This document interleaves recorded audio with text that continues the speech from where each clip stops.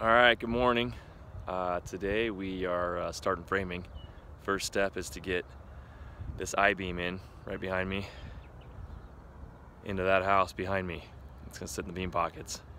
We're gonna do it the old-fashioned way, which means we're literally gonna drag it over here with our truck, since I've got two boom lift operators that are out and no availability last minute for a crane, obviously.